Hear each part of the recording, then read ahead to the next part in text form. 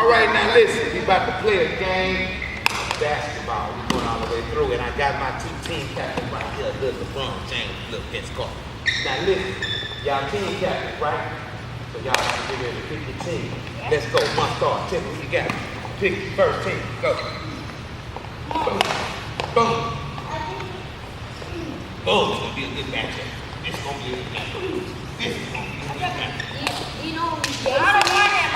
You don't know who's Jason is? No. I'm gonna fight. Go. Yeah. No.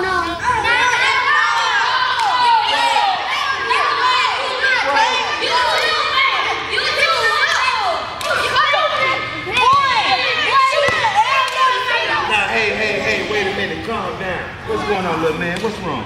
They think I'm too small and I can't play basketball. They think you're too small. Now, we gonna fix that real good. Don't you know sometimes it's the little one that takes all the pride? He's bad at basketball. He's bad at basketball. Wait. Y'all know y'all Bible, right? Yeah. Y'all know the story of David, huh? Yep. And y'all know he was little. Yeah, he was really little. Before we play, let me take the time out to tell y'all the story. Now the Lord said unto Samuel, Samuel, you have mourned long enough for Saul. I have rejected him as the king of Israel. So fill your flask with olive oil and go to Bethlehem. There you will travel to the house of Jesse, for I have selected one of his sons to be the next king of Israel. How can I do that? If Saul hears about it, he'll kill me. Take a heifer with you and say that you have come to make a sacrifice to the Lord. Invite Jesse to the sacrifice. There I will show you which of his sons to anoint for me as the next king of Israel. So Samuel did as the Lord instructed.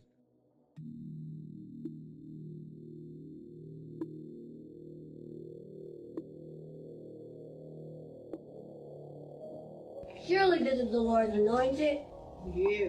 But the Lord said unto Samuel, Samuel, don't judge by his appearance or height, for I have rejected him. I do not see things the way you see them. People judge by outward appearance, but I look at the heart. Abinadab, step forth and walk in front of Samuel. This is not the one the Lord has chosen. Neither is this the one the Lord has chosen. Are these all the sons you have? Well, there's the youngest, but he's out in the field watching the sheep and goats. Send for him at once. We will not sit down to eat until he arrives. and he sent and brought him in. Now, he was ruddy and withal of a beautiful countenance, and goodly to look to. And the Lord said, Samuel, arise, anoint him, for this is he, the next king of Israel. And the Spirit of the Lord came powerfully upon David from that day on. And then Samuel returned to Ramah.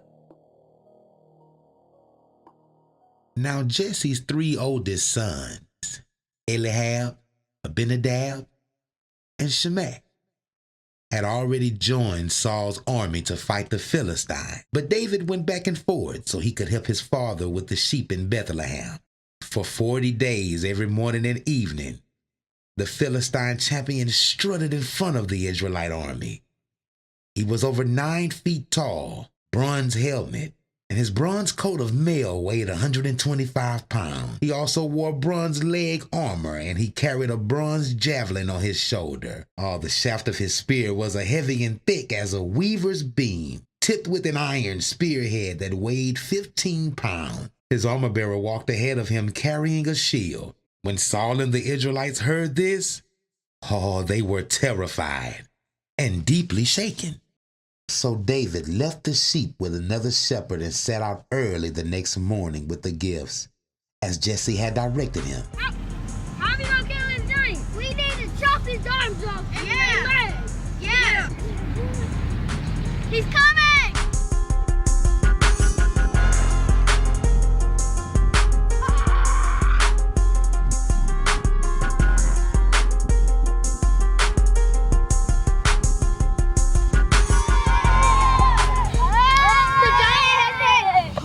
He coming! comes out each day to defy Israel. The king will offer a huge reward to anyone who kills him.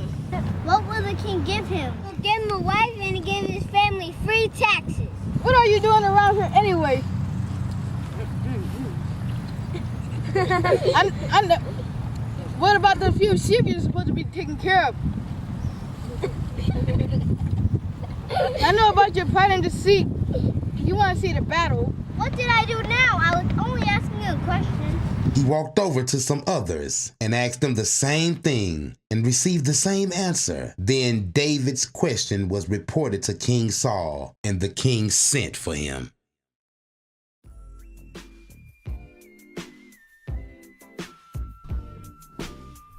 Don't worry about this Philistine. I'll go fight him.